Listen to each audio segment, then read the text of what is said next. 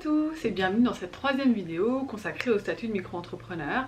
Alors aujourd'hui, je voudrais aborder un sujet pour lequel on me pose beaucoup de questions, c'est les micro-entrepreneurs et la TVA. Alors la TVA, vous savez tous ce que c'est ce qui s'appelle la taxe sur la valeur ajoutée.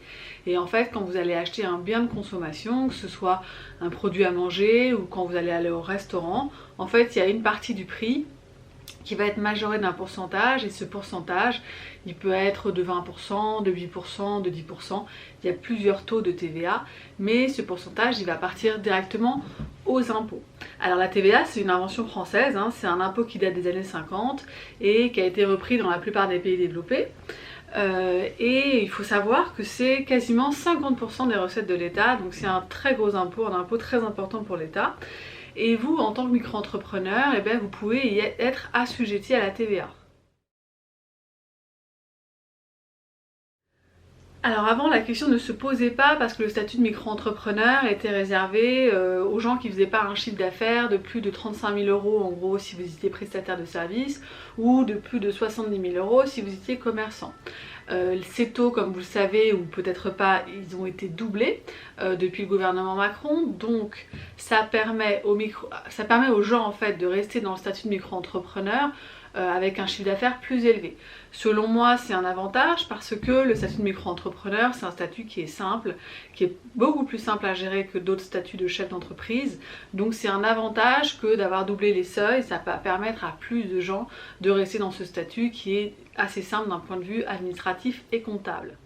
Le problème d'avoir doublé les seuils, des seuils de chiffre d'affaires pour les micro-entrepreneurs, c'est que par contre on n'a pas changé les règles par rapport à la TVA. Donc si vous êtes un entrepreneur et que vous gagnez plus de 33 000 €, si par exemple vous êtes prestataire de service, et que vous gagnez entre 33 000 € et 170 000 € de chiffre d'affaires par an, vous allez être assujetti à la TVA.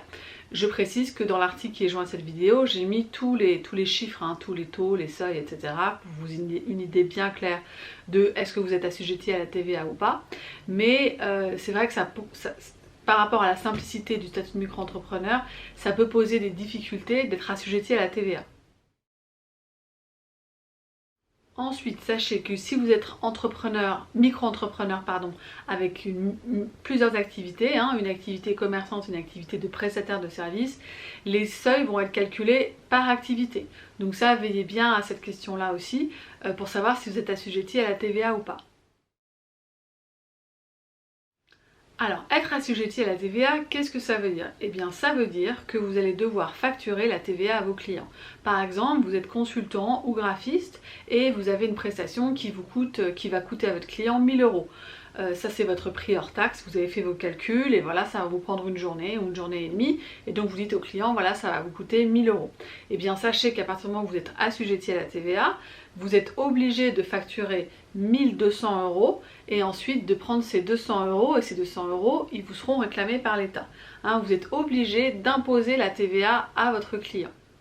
Donc ça a un désavantage immédiat pour vous éventuellement, c'est que ça va augmenter vos prix de 20%. Moi en tant qu'avocate par exemple, si je fais une procédure devant le tribunal de commerce pour 2 500 €, et bien mon client je ne vais pas lui facturer 2 500 €, je vais lui facturer 3 000 € parce que je vais devoir imposer 20% de TVA à mon client et les 500 € que j'aurais imposé en plus à mon client, je devrais les reverser à l'État. Par contre, la deuxième conséquence d'être assujetti à la TVA, c'est que vous allez pouvoir déduire cette TVA de vos achats professionnels. Alors qu'est-ce que ça veut dire? Ça veut dire que par exemple, au mois d'août, vous allez facturer on va dire 2 000 € à un client, donc vous allez rentrer 2 000 € et en tout avec la TVA ça fera 2 400 €. Et bien si le même mois vous achetez alors attendez, je l'apporte, vous achetez un MacBook, alors celui-là c'est un MacBook que j'ai acheté il y a plusieurs années, il vaut 1 499 € et dans ces 1 499 € il y a 250 € de TVA. Et bien à la fin du mois d'août, au lieu de reverser 400 € aux impôts, vous allez reverser 400 € moins les 250 € de TVA que vous avez déjà versé pour votre ordinateur. En fait, la TVA, vous ne pouvez pas la payer 2 fois. Donc l'État, en fait, il vous demande de reverser toute la TVA que vous avez encaissée, moins celle que vous avez déjà payée.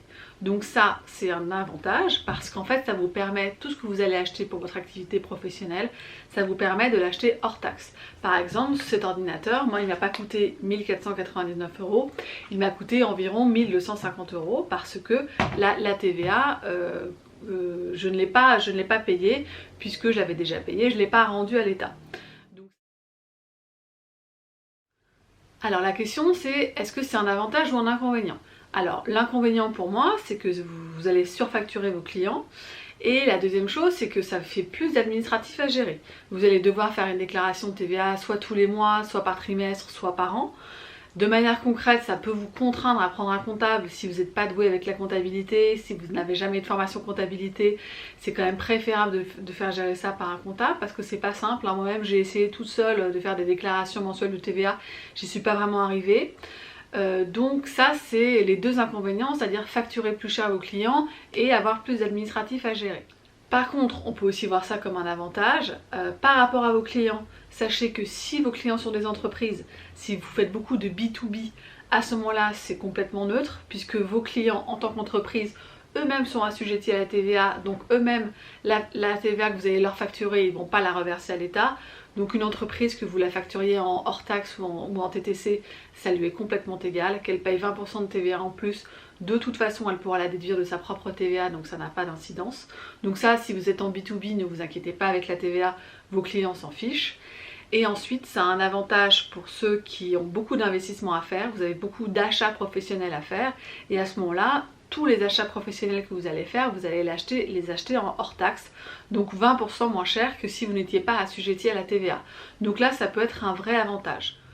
Donc là, il y a deux cas de figure, soit votre chiffre d'affaires est supérieur au taux, c'est-à-dire supérieur à 33 000 € si vous êtes prestataire de service ou 80 000 € si vous êtes commerçant.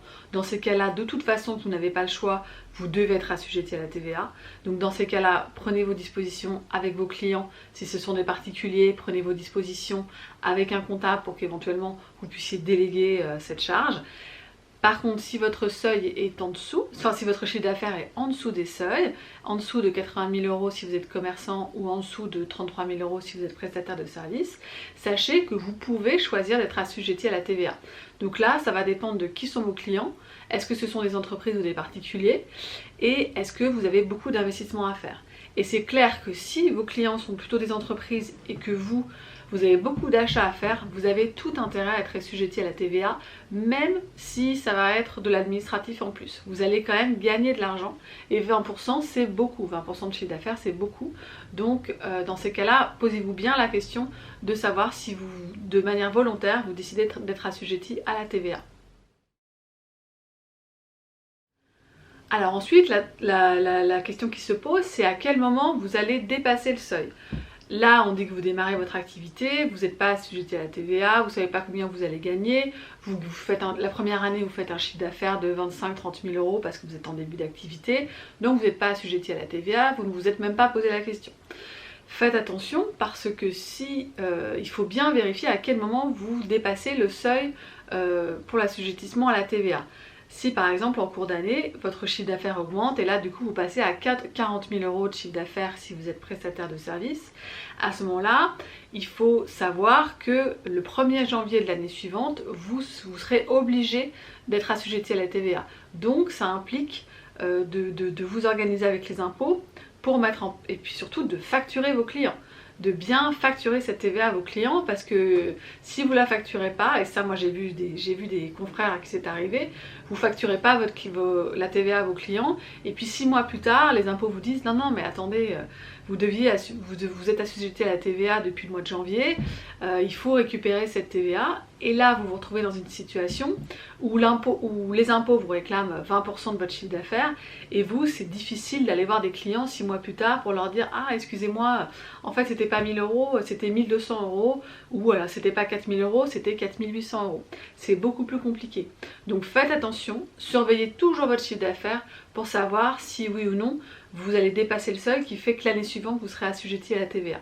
Et ensuite, faites attention au dépassement de ce qu'on appelle les seuils majorés. Alors ça, c'est des seuils qui sont plus élevés, que je vous ai mis dans l'article qui est joint à la vidéo. Alors là, c'est pas compliqué, c'est si vous dépassez ces seuils dans l'année en cours, dès le mois suivant, vous êtes assujetti à la TVA. Donc là, c'est ce qu'il y a de plus dangereux parce que ça arrive sans qu'on s'en aperçoive. Et là encore, ça peut poser des difficultés pour récupérer la TVA auprès de vos clients. Donc surtout, vérifiez bien votre chiffre d'affaires au mois. De toute façon, si vous voulez réussir votre carrière en tant qu'indépendant, il faut toujours vérifier son chiffre d'affaires, il faut toujours savoir où est-ce qu'on en est.